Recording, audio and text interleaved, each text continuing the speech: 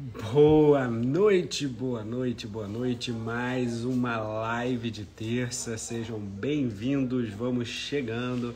Só levanta a mãozinha, dá o tchauzinho, clica aqui embaixo. É sempre um prazer estar recebendo vocês. Vocês vão entrando, vão colocando o dedinho aqui no coração. Bota aqui embaixo o coraçãozinho, dá para o Instagram achar que a gente tá bombando. Tá? Hoje live de perguntas e respostas, então pode colocar sua pergunta aqui na caixinha, naquela caixinha que tem a interrogação, você coloca ali que eu já vou responder. Colocar aqui no chat, pode colocar também, eu vou responder. Só que vai ser mais difícil, às vezes entra algumas, vai entrando gente, vai saindo gente e às vezes fica difícil responder todo mundo. Então na caixinha eu vou ver sua pergunta, não vai ter como faltar. Então vai ser sempre um prazer. Boa noite a todos, vamos entrando e já vou começando respondendo uma pergunta que foi feita no Stories mais cedo, tá? Uma pergunta, não vou identificar porque ela não fez aqui, se ela tiver aqui vai ser sempre um prazer responder, se não tiver, vê depois na nossa retrospectiva. Mas pega esse aviãozinho aqui embaixo também, dá uma clicada, manda para 3 amigas, se ela tem dúvida ou se ela vai fazer uma cirurgia plástica, quer tirar dúvida, manda ela para cá, que vai ser um prazer responder elas. Mas a pergunta foi, posso fazer 2 ou mais cirurgias no mesmo dia? A resposta é sim e depende. Sim, porque a gente associa cirurgias o tempo todo. Vocês veem que a gente às vezes fala lipoabdominoplastia. A lipoabdominoplastia, ela nada mais é do que uma associação de 2 cirurgias. Ela é uma associação de lipoaspiração e ela é uma associação de abdominoplastia. Então são 2 cirurgias. Então poder fazer isso pode, mas a gente tem a famosa tripla, combo da princesa, eu já escutei, Mummy Makeover, que é a mama, a lipo e a abdominoplastia, tá? Pode ser feito? Também pode, mas de novo, é aquele depende. Por que o depende? A gente tem alguns critérios, é uma cirurgia maior. A primeira coisa é que vocês têm que entender quando a gente está falando de uma cirurgia grande, é que o cirurgião às vezes ele vai se cansando ao longo da cirurgia grande. E mesmo assim, a cirurgia ela tem que acontecer num tempo adequado para não colocar a paciente em risco. E aí isso faz com que algumas coisas tenham que ser diminuídas. E para a segurança, a lipoaspiração é a única etapa nessas todas aqui que é diminuída. Então, normalmente, uma cirurgia tripla, uma mummy makeover, um combo, que mais? Como é? Que chamam também, um x-tudo, né? A lipo, ela é ligeiramente menor do que uma paciente que faz só uma lipo, porque é onde você pode diminuir e ainda manter a segurança dessa paciente, tá? Tem uma pergunta já aqui no chat também, eu vou buscar aqui, falando se eu uso o Vibrolipo e uso o Renúvel. Sim, eu faço o uso das 2 tecnologias, para quem vê, foi a Suzu colocou aqui. Para quem vê aqui os stories, vai lá nos meus rios, tem alguns highlights das cirurgias, né? Alguns pequenos pedaços, uns cortezinhos de umas cirurgias, e ali você vê o uso normalmente do Vibrolipo tradicional, do Micro-Air, que é um tipo de Vibrolipo elétrico, tá? Um pouquinho mais moderno também, e o Renúvel. Tá? Então eu tenho todos os aparelhos na minha prática porque eu acho que isso soma, algumas tecnologias que somam muito no meu resultado, que eu consigo entregar para os meus pacientes e que levam para outro nível a cirurgia do que só uma lipo convencional, do que só uma lipo de seringa que ficou comentada há algum tempo atrás, né? Então leva a cirurgia realmente para outro nível. A gente sempre tem que estar acompanhando, assim como a gente evolui nas técnicas, a gente hoje faz a mastopexia com uma cicatriz mais reduzida, a lipo de definição, que é a evolução da lipoaspiração, a gente também usa essas tecnologias para agregar e trazer um resultado muito maior para as nossas pacientes, tá bom? A Kátia tá perguntando aqui no chat, acabou de aparecer aqui para mim, daqui a pouco eu vou lá nas perguntinhas, mas coloca aqui nas perguntinhas a sua questão, não coloca aqui no chat não, porque o chat vai subindo, como vocês veem, o meu chat é reduzido, então eu não vejo todas, vejo 2 linhazinhas só, e aí, às vezes essa pergunta se perde. Então, se você não quer perder a sua pergunta e ela é importante para você, coloca aqui, ó, tem esses botõezinhos todos aqui. O primeiro você vai apertar agora, que é o coraçãozinho, para o Instagram achar que a gente é bacana e a gente é legal. O segundo ali, o aviãozinho, você vai colocar para enviar para as amigas, para elas virem, tá? E depois o outro é a de pergunta. Então você clica ali, escreve a tua pergunta, que vai ser um prazer te responder, tá? E aí eu fui falando e esqueci da pergunta, mas a questão do fumante. Por que o fumante é perigoso? O problema do cigarro é que o cigarro ele atrapalha muito os pequenos vasinhos, tá? Ele mata, ele endurece o pequeno vasinho, o vasinho que é o que faz a passagem do oxigênio, das célulazinhas de reparo para os locais, né? A gente começa lá com aquelas grandes vasos, as artérias, as veias que saem ali do coração, elas são grandes, elas vão se disseminando para o corpo como se fosse uma raiz de uma árvore. E à medida que ela vai ficando mais longinha, essa raiz vai ficando pequenininha, pequenininha. O cigarro age nessas raízes bem pequenininhas.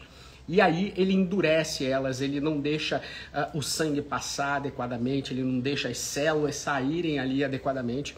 E isso faz com que as células que vão fazer a sua cicatrização e que vão levar o oxigênio para a sua ferida, para poder cicatrizar, para poder nutrir as células que estão cicatrizando, eles não vão fazer isso de forma adequada. E isso vai levar a alteração na cicatrização, uma cicatriz ruim, a chance de abrir a cicatriz, a chance de chegar a bactéria e o seu organismo não conseguir combater, porque o remédio, o antibiótico que você toma no pós-operatório, as suas células não vão conseguir sair de dentro do vaso adequadamente e aí você pode ter uma cicatrização prejudicada. Então, por isso que é importante parar de fumar para poder fazer a cirurgia. Beleza? Então, respondemos essa aqui das 2 cirurgias e mais algumas aqui. E eu vou aqui, ó, já tem pergunta aqui de quem está aqui com a gente hoje. Eu respondi aqui, a Kátia, né? Essa pergunta que já estava aqui, ela mandou também. Aqui, dizendo, ó... a doutora disse que eu preciso fazer uma mini abdominoplastia e, sinceramente, acho que só a lipo-HD e o Renuvel talvez poderiam ser a solução. Eu acho que deve ser o que ela terminou, acho que é uma série de stories que ela colocou. Aqui, é isso aí. Ela consultou com uma cirurgiã, porque tem 3 filhos, ela acha que tem uma diastase, mas foi indicado um mini abdômen ali, uma cicatriz para corrigir a sua diastase. Então, primeiro a gente tem que ter certeza se tem uma diastase ou não, e se essa diastase, ela vamos dizer assim, ela traz alguma repercussão, porque é normal ter alguma diastase e com isso essa diastase poder trazer repercussão, ela poder deixar o músculo mais flácido, né? Que esse é o grande problema, e aí essa flacidez que a diastase causa nesse músculo do meio do abdômen faz com que tenha aquela pancinha, né? Aquela barriga mais abaulada, ou não, ou ela é uma diastase que não traz nada, o músculo continua firme, segura ali retinho e você tem a barriga chapada. Então essa é a primeira coisa. Não quer dizer que você tem filho, independente de quantos filhos você tiver, que essa diastase ela possa ser prejudicial para você. Agora, se ela te prejudica, se ela diminui um pouco a força das musculaturas, ela talvez precise ser corrigida. Hoje a gente tem algumas formas, além das abdominoplastias, para poder corrigir a diastase. Você, se tiver muito pouca flacidez, aqui, mas já estamos de volta, você pode corrigir a sua diastase por 3 pequenininhas incisões, parecidas com a da lipoaspiração, lá embaixo no pubis, dentro de onde ficaria o teu biquíni, para poder usar uma câmerazinha e 2 pincinhas para poder fazer a correção da diastase, a costura, através de uma câmera por vídeo. Igual que tem a retirada de vesícula por vídeo, que tem aqueles cortezinhos, só que a vesícula, o corte é no meio do abdômen. Para correção da diastase, a gente faz lá embaixo, em cima do pubis, e com isso a gente consegue corrigir. Mas a paciente não pode ter flacidez, porque se tiver flacidez, você vai precisar fazer um corte para poder tirar essa flacidez. E aí, a abdominoplastia, aí não tem necessidade do vídeo, tá? Mas essa é hoje um dos grandes avanços. Para paciente que não tem flacidez, ela pode ser corrigida através então da vídeo, fazer a lipoaspiração e usar o Renuvium, no caso de ser uma flacidez bem levinha. É um caso excelente para isso, tá? Então vamos lá nas perguntas daqui, eu tô voltando aqui, tá? Opa, uma pergunta que tem todo dia várias perguntas nas caixinhas de qual é o valor de uma mastopexia com prótese. Bom, primeiro o seguinte, qual é o valor de pintar uma parede? O valor de pintar uma parede é, sei lá, R$100 o metro quadrado, não sei, tô chutando. Trocar um pneu, mas pneu de quê? De caminhonete, de carro, de caminhão. Existe uma série de fatores que para qualquer valor ele vai influenciar. E nas cirurgias plásticas também. Eu estou sendo bem simplório, porque a gente não tem nem que levar a medicina como se fosse um produto que a gente pega numa prateleira, tá ali o copo de vinho, vou pegar o copo de vinho e esse copo de vinho vai sempre custar tal preço. Porque esse aqui foi feito no molde igualzinho, feito outro, e aí dá para se considerar que tem um valor médio ali daquela taça de vinho que vai ser igual a todas as outras. Mas a cirurgia, ela tem a complexidade, a parede para pintar, ela vai ter o tamanho, vai ter a tinta, vai ter o tipo de pintura que o pintor vai fazer. Então tem uma série de fatores que vão influenciar esse preço, assim como a cirurgia. Tá? Sendo comercial, quando você me faz uma pergunta comercial, eu te respondo de forma comercial. Quando a gente está falando de uma cirurgia, a gente vai ter envolvido a complexidade da cirurgia, as suas expectativas quanto a um resultado, se elas são reais, se elas são irreais. Às vezes você tem uma mama muito grande e você acha que tem que ficar em pezinha com o colo marcado, o que às vezes vai ser difícil de entregar um resultado desse. Uma pele que às vezes não é tão boa. Então tem uma série de fatores que aumentam ou diminuem uma complexidade da cirurgia, o tipo de prótese a ser usada. Então, existem vários tipos de próteses com valores diferentes. Os tamanhos às vezes não influenciam tanto no valor da prótese, mas a forma da prótese e a textura da prótese influencia. Então uma prótese de poliuretano ela é diferente o valor de uma prótese texturizada, que é diferente o valor de uma prótese lisa. Então tem uma série de coisas. E aí por isso que quando às vezes você vão num perfil, assim como vem no meu, para perguntar um preço, a gente fala que não tem como fazer isso sem uma consulta, porque é a realidade. E é exatamente por isso, e é isso que eu tento conversar com as pacientes quando elas vêm uma consulta. Mas esse espaço aqui pra gente é para isso, pra gente conversar e explicar. E não quer dizer que a gente está escondendo o jogo, quer ganhar a consulta para você ir lá, etc. Não, nada disso. A gente quer que você tenha o melhor. E desconfia, às vezes, de alguns colegas que dão preços médios, né? Porque ele não viu a sua complexidade. Esses talvez querem que você vá numa consulta, pagar uma consulta, e aí vai chegar lá, ou vai falar que você tem que emagrecer, ou vai falar que você tem que fazer isso, ou tem que fazer aquilo antes de operar, e você vai acabar não operando, ou vai falar que tem uma complexidade maior, mas então o preço era médio, mas o seu caso é diferente e vai ser mais. Então tem tudo que vai acabar influenciando. Tá bom? Então, por isso que não tem valores, não tem como dar valores dessa forma. E, além disso, é proibido. Tá? O CFM nos proíbe também de divulgar uma tabela. O médico não pode fazer isso. Tá bom? Então, vamos para outra pergunta. Me perguntaram aqui qual é a melhor prótese. Acabou de passar aqui no chat. Tá?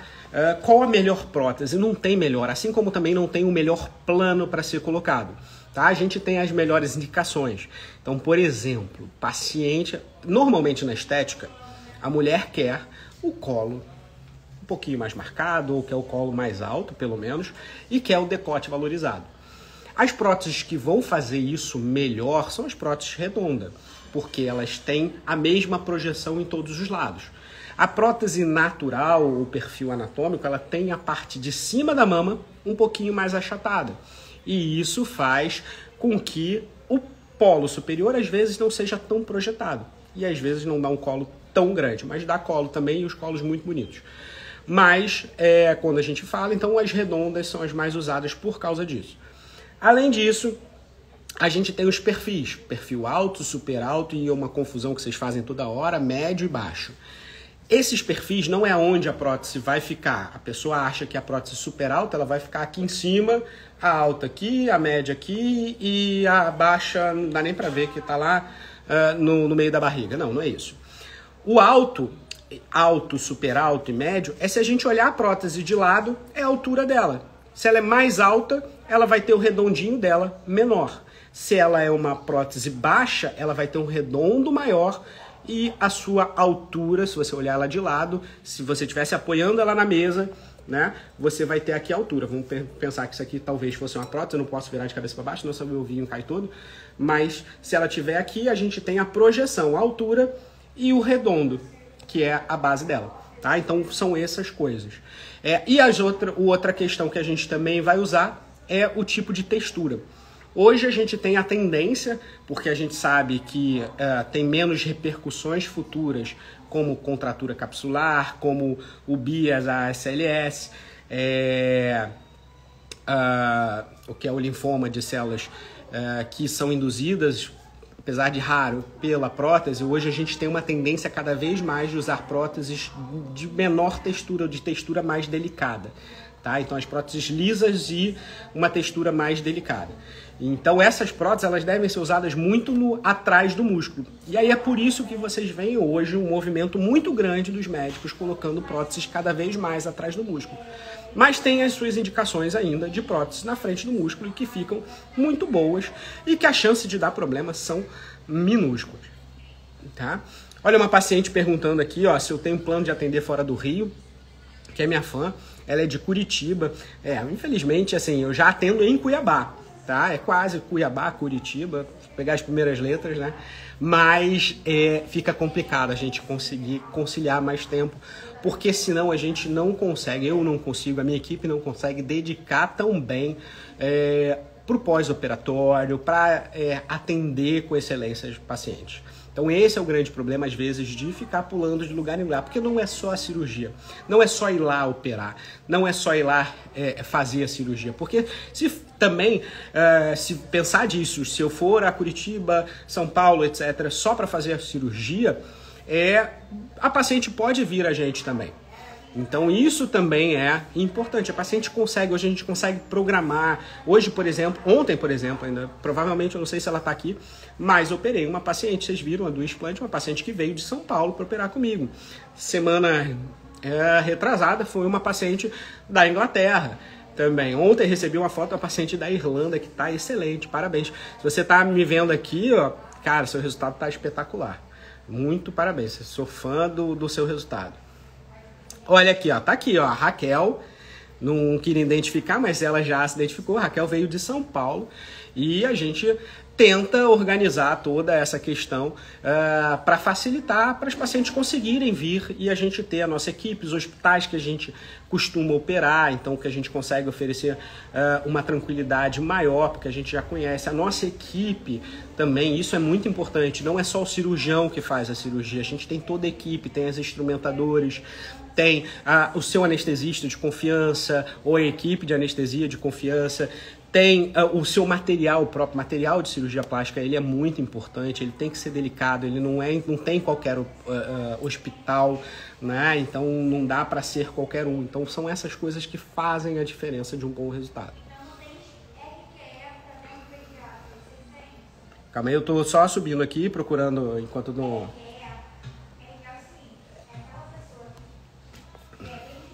Aqui, mais uma pergunta hoje daqui. Eu não sei se vocês conseguem ver o nome, mas é uma pergunta que veio daqui hoje, né? Perguntando se pode reduzir sem colocar a prótese. Fica igual? Bom, igual, não sei se você está querendo dizer se é as duas mamas iguais. Hoje até teve uma pergunta no Stories dizendo que ela fez... por que às vezes a prótese não fica igual? Na verdade, nunca é para ficar igual. tá? Quer dizer, essa não ficou muito bem assim. A gente sempre tenta fazer igual, mas nenhuma mama é igual a outra. A mama tem base diferente, a estrutura do tórax é diferente de um lado para o outro, então é muito difícil simetrizar igualzinho. A gente não tem um lado, a gente não nasce igual de um lado, igual ao outro, né? Então, se Papai do Céu não fez um lado igual ao outro, não é o cirurgião plástico que vai fazer. Tá? Apesar de ter muito cirurgião plástico, às vezes tem complexo de Deus, mas ele também não está conseguindo, não. E aí, talvez, não sei se a sua pergunta é essa, mas eu acho que a sua pergunta é fazer uma redução de mama sem prótese, dá para ter resultado de prótese? A resposta é não, óbvio. Tá? Muitas vezes a paciente que quer um resultado de prótese, mas ela precisa reduzir, se for uma mama muito densa. O que é densa? É aquela mama que tem... Ó, Simone tá no pós-operatório imediato, operou hoje mais cedo e tá aqui. Ó, Simone, tudo bem? Dá um alô, diz que você tá bem aí no pós-operatório. Já tenho notícias de você, sei que tá, mas dá um aceno aí pra gente. Mas quando a gente faz a redução e a paciente quer prótese, algumas vezes a gente não pode ou não consegue colocar uma prótese num primeiro momento, tá? Por quê? Porque a prótese, às vezes, ele atrapalha a gente conseguir tirar a quantidade de tecido suficiente para fazer uma boa adequação. E aí, o que eu já respondo a tua pergunta, Amanda, só um pouquinho, a sua é bem interessante. O que a gente faz nesses casos? A gente programa uma cirurgia em 2 etapas. A gente primeiro faz uma redução, tenta diminuir essa mama para diminuir a densidade grande, transformar essa mama de grande para uma mama de um tamanho natural ou até pequena. Espera a cicatrização, que aí vai ser em torno de 6 a 8 meses. E aí depois a gente coloca uma prótese e aí se precisar ajusta um pouco a pele ou corrige alguma coisa na cicatriz que possa ter acontecido, tá? Então basicamente é isso. Mamas mais molengas, mais molinhas, menos densa, ela já se consegue fazer uma redução com prótese no primeiro momento. E aí você tem um resultado às vezes muito parecido com uma mastopexia, por exemplo. Tá? Então essa é a grande questão. Olha, a Deluze tá colocando aqui que quer entrar. Não sei se ela quer entrar mesmo, posso colocar. Se vocês quiserem entrar aqui, coloca aqui no chat. Aí você pode colocar no chat mesmo, assim, dizendo eu quero fazer uma pergunta ao vivo, que eu abro a câmera e você conversa comigo aqui, tá bom? Só colocar aqui que vai ser sempre um prazer. Mas não fica igual, tá? Redução é resultado de redução, tá? A redução de mama, às vezes, sempre vai ter um resultado um pouco mais pro natural. Aquele colo alto, marcado, às vezes é mais complicado da gente conseguir, tá bom? A Rose Macedo tá falando que quer colocar prótese e não sei se ela tá perguntando, você tá perguntando, né, Rose, se fica melhor em cima do músculo. Depende muito da quantidade de tecido que você tem, Rose. Tá? O meu critério de seleção maior para se colocar na frente ou atrás do músculo normalmente é a densidade do tecido. Se você tem uma mama mais densa, durinha, pouco tecido, ela vai disfarçar essa prótese e você consegue ter uma sustentação, mas a pele tem que ser muito boa. Agora, paciente que não tem nada de tecido e só vai colocar prótese, aquelas pacientes muito magrinhas que não desenvolveram mama quando viraram mocinha, essas deve se colocar atrás do músculo, porque senão a prótese vai ficar muito, muito, muito artificial e vai fazer um fenômeno que a gente chama de rippling, que é as ondulaçõezinhas da prótese aparecendo através da pele, e isso fica muito, muito, muito, muito, mas muito esquisito, tá? Então, essa é a grande questão da gente escolher na frente ou atrás. Quando a gente faz mastopexia, também é a mesma coisa. Se tem uma mama mais densa, muitas vezes a gente usa... obrigado pelo elogio, viu? Tento sempre estar. Bonito eu não sei. Aí, mais cheiroso, a gente sempre tenta ficar bem direitinho. Amanhã de manhã eu tô aí para te dar alta. A gente sempre pode usar na frente do músculo uma prótese, por exemplo, de poliuretano, né? Que ela tem uma aderência maior. e a gente faz uma ressecção menor, então uma pele boa, que só tem uma pequena caída, uma mama um pouquinho mais densa, a gente às vezes pode usar essa possibilidade. E pacientes com a mama menos densa, mais molenga, às vezes a gente precisa, numa mastopexia, de uma sustentação extra. Aí a gente usa para trás do músculo, tá? Porque aí o músculo vai segurar e o peso não vai ficar todo em cima da pele. Né? Essas mamas muito moles, a pele muito molenga, ou a pele de pouca qualidade, se tiver na frente do músculo, às vezes essa mama não vai ter sustentação, vai cair para o lado, vai ter o resultado menos de colo marcado, menos alto e tal. Então, por isso que a gente tenta dar uma sustentação extra. Beleza? Então, vamos para mais perguntas. Quanto tempo fica o resultado do Renúvel sendo feito junto com a lipo? Bom, essa é uma pergunta muito difícil de te responder. Assim como a lipoaspiração, o Renúvel e os seus resultados, eles vão depender muito mais da qualidade de vida da paciente e dos cuidados que ela vai ter ao longo da vida depois da cirurgia do que da própria técnica em si.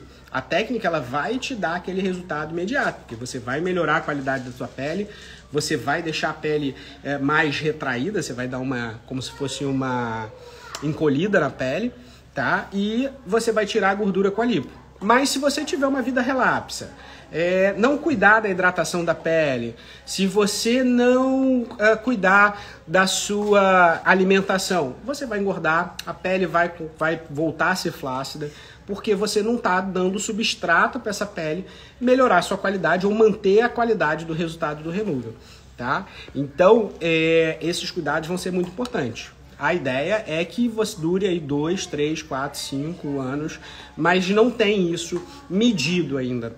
Talvez possa sair nos próximos anos. O Renúvel é uma tecnologia relativamente nova, então os resultados a longo prazo ainda não tem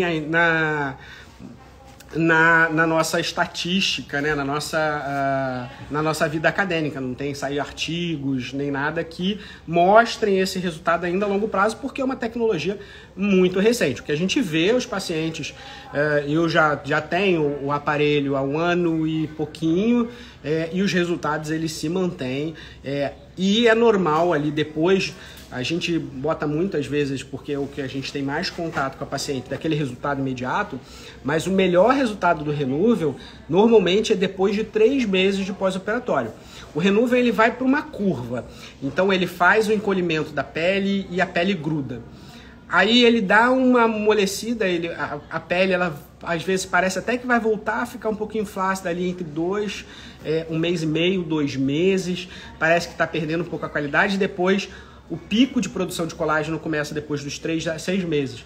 E aí é por isso que o maior efeito do Renúvel vai começar a aparecer depois desse tempo, tá? Então é extremamente importante isso. Olha, eu tenho pacientes que estão aqui que vão operar depois de amanhã. Amanhã estou indo para Cuiabá, os pacientes de Cuiabá. Daqui a pouco eu estou chegando, temos várias cirurgias, se não me engano são 8 cirurgias, e vai ser um prazer. E sexta-feira a gente tem consultório. Uma das perguntas que me fizeram no Stories é quando é que eu vou estar. Então eu vou estar agora, essa semana, eu vou fazer sexta-feira consultório em Cuiabá. O consultório já está cheio essas 2 próximas semanas. Março, graças a Deus, ainda está cheio. Acho que na última semana de março ainda tem vaga. Então, se você quer também fazer consulta, aqui no Rio também tem, é um pouquinho mais tranquilo. Mas a gente tem aí, em média, 1 mês aí de lista de espera. Então, vamos lá marcar com antecedência para vocês conseguirem a agenda, tá? Senão depois vocês ficam falando que eu não aviso e não tem vaga e não conseguem operar comigo, vão operar com qualquer outro.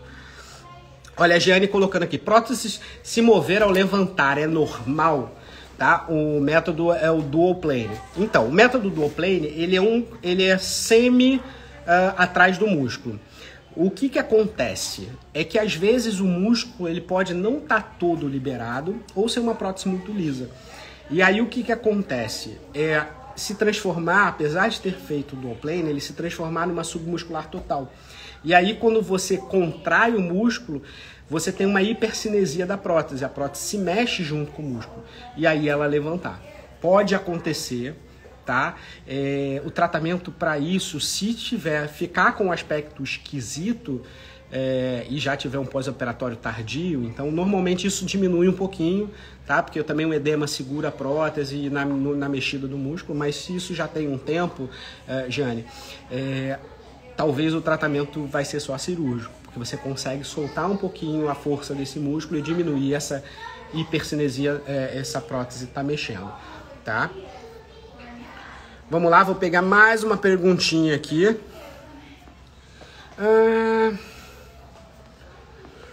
Perguntando qual o melhor método para diástase. De novo, assim como a prótese submuscular, o melhor método é aquele indicado para você, tá? Como é que a gente corrige a diástase? A gente amarra o músculo, a gente dá ponto, uma costura, e aí essa costura ela pode ser feita de N formas, mas o melhor método para diástase é costurar. Então a resposta é essa. Como a gente pode ter acesso para costurar esse músculo?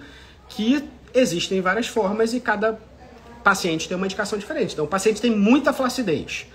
Paciente com muita flacidez, o melhor método para chegar na diástase e poder corrigi-la é a abdominoplastia clássica. Precisa de um corte grande, vai tirar bastante pele. Por que nesse caso é o melhor método? Porque você vai, além de tratar a diástase, você vai tratar também a flacidez. Paciente com uma flacidez média, o mini abdômen, porque você vai ter um corte um pouquinho menor, mas você não vai mexer no umbigo, e aí você vai ter o acesso para corrigir. Paciente não tem flacidez, ou uma flacidez muito pequenininha, flacidez pequena, então uma flacidez pequenininha. Você pode fazer a correção por vídeo, pequenos cortes, pequenos furinhos lá dentro da linha do biquíni, 3 furinhos, e aí você amarra o músculo através desses pequenos furinhos, e por esses furinhos mesmo, você faz a lipoaspiração para tratar a gordura localizada e usa o Renuvium para essa flacidez pequena. Paciente sem flacidez e só tem diastase, vídeo é a solução, que são 3 furinhos ali em cima do pubis, em cima do capô de Fusca, né? Para todo mundo entender, às vezes algumas pessoas não sabem o que é o pubis ou um monte de Vênus. A gente faz 3 furinhos ali em cima do capôzinho do Fusca, né? E a gente consegue, então, amarrar todo esse músculo de cabo a rabo, lá de cima, do início das costelas até o finalzinho, sem grandes problemas, tá bom? Então, os melhores métodos, de novo, o melhor método é aquele indicado para aquela paciente, tá? Vamos lá, vamos responder, tem bastante pergunta que eu não sei se eu nem vou conseguir responder tudo.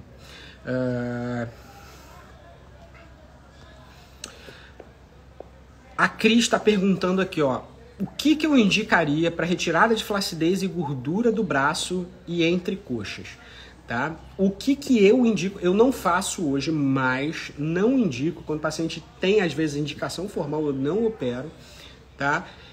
O lifting de braço e o lifting de perna, que é a braquiplastia e a cruroplastia. Braquiplastia, o lifting de braço, e cruroplastia, o lifting de coxas. Não faço mais, porque é uma cirurgia que dá muito trabalho, o pós-operatório é chato, tá? E ele tem uma cicatriz muito difícil de deixar ela invisível, assim, de ela não aparecer. Então, normalmente, principalmente o braço, normalmente a pessoa que quer fazer um lifting ou que se incomoda com o braço, qual é o sonho dela? Coloquem aqui no chat, o que uma pessoa, se a Cris ainda estiver aqui, o que você quer fazer para poder, depois que você corrigir o seu braço, o que você quer fazer? Você quer botar uma blusinha de alça, né? Normalmente é isso, eu quero usar uma blusinha de alça onde eu possa botar meu braço de fora e sem ficar aquelas pelancas balançando. Só que o problema é o seguinte, por que eu tirei essa cirurgia do meu repertório? Eu tirei essa cirurgia do meu repertório porque depois eu via muita paciente insatisfeita com a cicatriz, porque fica uma cicatriz, ela ao longo do tempo ela vai ficando melhor, quase inaparente, mas ela tá ali. E aí a cicatriz começa a incomodar a paciente ao ponto de ela não usar a blusinha de manga curta ou a blusinha de alça para esconder a cicatriz. Então é trocar 6 por meia dúzia. Então é uma cirurgia que para mim, pelo menos as experiências que eu tive, eu escolhi não fazer exatamente porque eu não conseguia dar a liberdade para as minhas pacientes de fazer o que elas queriam e com essa cirurgia. Então, se eu não consigo atender, não vou indicar, eu não indico, ou tem até indicações, né? Mas eu não faço exatamente por causa disso, ok? Então é isso. Hoje a gente tem para as flacidezes pequenas e moderadas, a gente tem o Renuvium, né?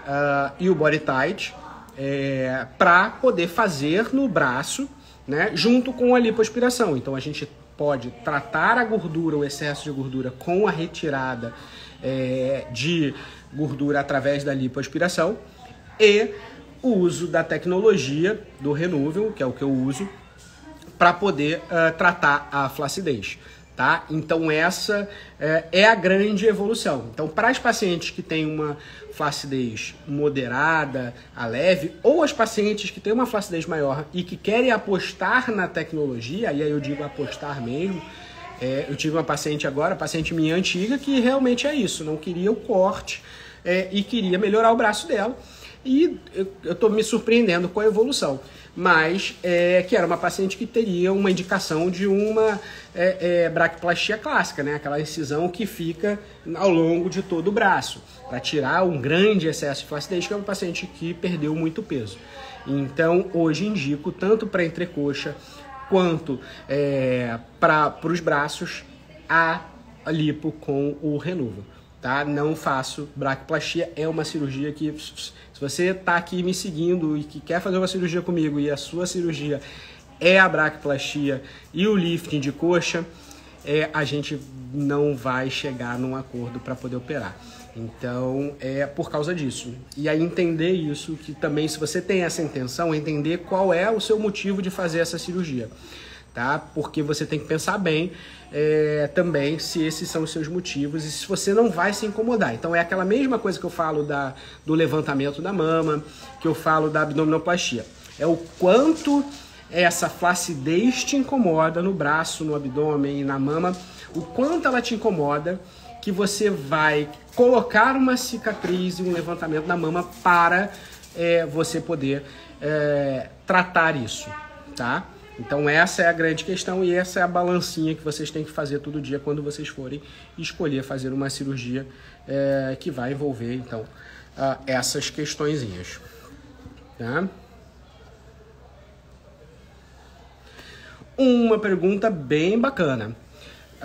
Colocando aqui, fiz maspexias com próteses há 3 meses. Se eu perder alguns quilos, pode ceder? Pode. Depende de quantos quilos você vai perder. A oscilação é normal a gente oscilar ali entre 1 quilo, 1,5 quilo, às vezes de um dia. Né? Se você pesar às vezes de manhã e pesar à noite, você tem uma oscilação. Agora, se for uma grande perda de peso, né, e rápido principalmente, aquele efeito sanfona, você pode sim perder sustentação. Parte da sua mama, ela é composta de gordura. E se você não tiver uma pele de boa qualidade que retrai à medida que você vai emagrecendo, você pode sim perder sustentação, tá? Então, por isso que o ideal é, de novo, sempre operar dentro do seu peso ideal, tá? Então, porque você vai oscilar menos e aí, com isso, você vai manter o seu resultado por um tempo maior. Manutenção de peso é extremamente importante, como eu estava dizendo, do resultado do Renuvium no longo prazo, também mesma coisa. Manutenção do peso é extremamente importante para você manter o seu resultado por um tempo maior. Cuidado com a pele, tá? Também vão ser hidratação, produção de colágeno, etc. Vão ser extremamente importantes. Então não é só operar. Você tem que operar e você tem que ir lá continuar com o seu cirurgião plástico, fazendo tratamentos para melhorar a qualidade da pele, junto, se o seu cirurgião plástico tiver uma equipe de dermato, uma equipe de ortomolecular, para poder manter ali os tratamentos e manter a qualidade de pele, que aí você mantém o seu resultado por um tempo bem mais longo, tá bom?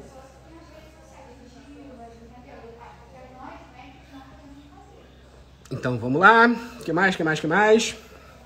Vamos ver as perguntinhas aqui.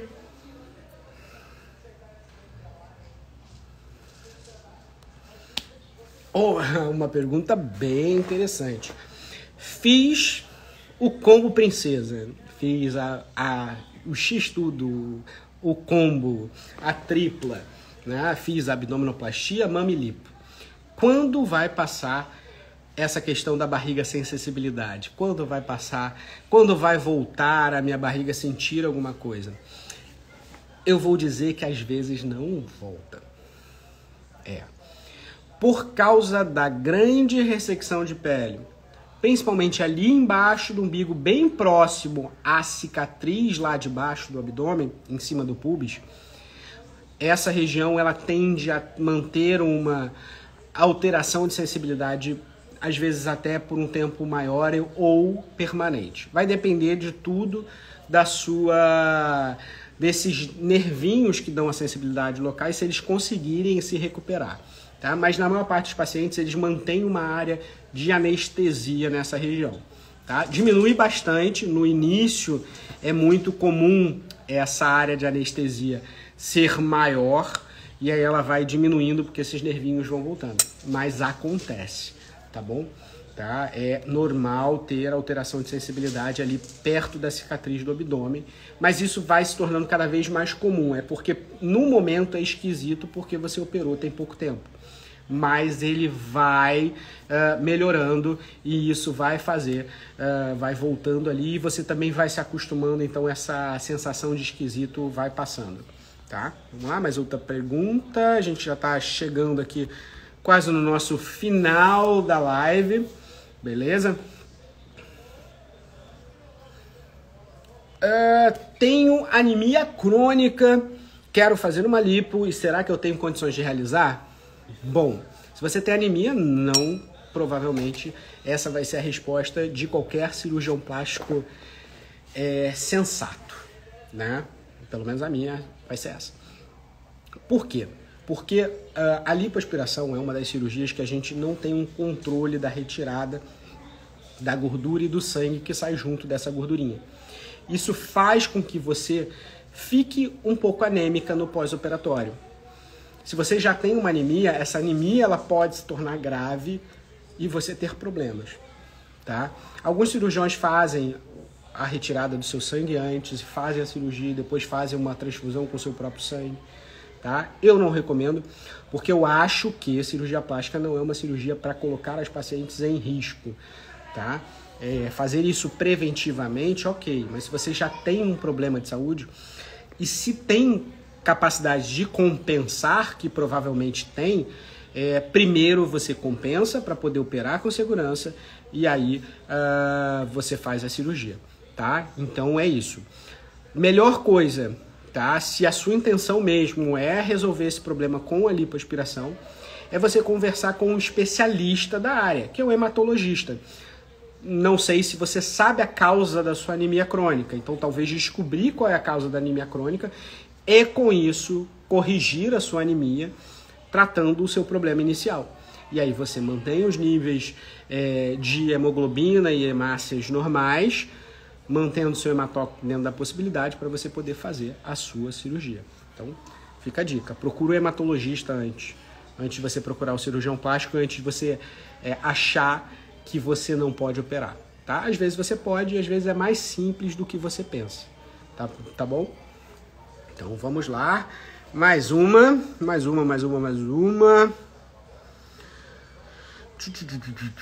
Essa a respondi do fumante eu já tinha aqui, já falei, é só voltar. Quem não viu a resposta por que é perigoso o fumante a operar, ou por que às vezes não dá certo, assiste a reprise da live, fica lá no meu stories, tá? No meu feed, tá? Como funciona a mini abdominoplastia? Olha, a gente já teve uma live só de abdominoplastias, tá lá também, tá? Nos meus vídeos, é só procurar live de abdominoplastias, a gente falou de todas elas, mas vamos tentar resumir o que é uma abdominoplastia. A abdominoplastia, ela não tem nada a ver com a correção da diastase, tá? Como alguns acham. É complementar a abdominoplastia, corrigir a diastase. Mas a abdominoplastia é o tratamento da flacidez do abdômen, basicamente isso, tá? E na abdominoplastia clássica, a gente vai tirar a pele do umbigo até o púbis.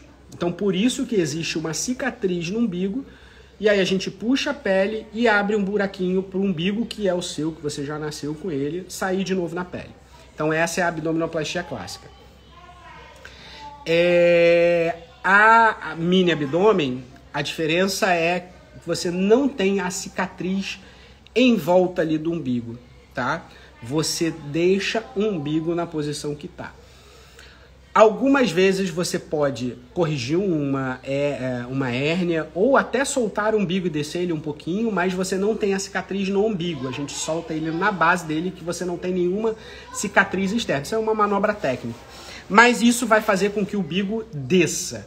Então, o mini abdômen, ele precisa, para ser indicado, ele precisa de duas coisas. A paciente ter uma flacidez pequena e a paciente ter um umbigo alto. Porque se ela já tem um umbigo baixo e tirar ali 3 dedinhos de pele para puxar o abdômen para baixo, esse umbigo vai descer mais ainda. Então, se ela já tem um umbigo baixo, vai ficar com a aparência desse abdômen muito esquisita, tá? Então, pré-requisito da abdominoplastia, do mini abdômen é esse.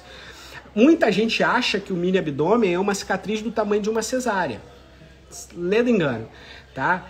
Talvez o mini abdômen ele tenha uma cicatriz um pouquinho menor do que a abdominoplastia convencional. Mas o mini abdômen ele vai ter uma cicatriz que vai ficar ali entre um ossinho do quadril ao outro. Enquanto a abdominoplastia vai de um lado ao outro da cintura, o mini abdômen vai ter uma cicatriz ali alguns centímetros um pouquinho menor, mas não é uma cicatriz mini, tá? A quantidade de pele que é mini, que a gente tira, mas a cicatriz ela não é mini, mas fica dentro da linha do biquíni, escondida, etc, igual a abdominoplastia clássica. A diferença é o umbigo, lembre-se disso. E você pode amarrar o músculo ou não em todas as duas. Você pode amarrar o músculo lá de cima até lá embaixo, através delas duas, nas pacientes que têm diastase, tá bom? No mini abdômen, às vezes, quando só tira a retirada de pele, a gente fala que retirou um fuso de pele, às vezes a diastase não se mexe. Então, paciente que não tem diastase, ou que essa diastase não traz repercussão, como a gente conversou antes aqui no começo dessa cirurgia, dessa live, né? Esses pacientes, às vezes, a gente não corrige, tira só a pele, dá uma puxadinha, o umbigo desce um pouquinho, tá bom?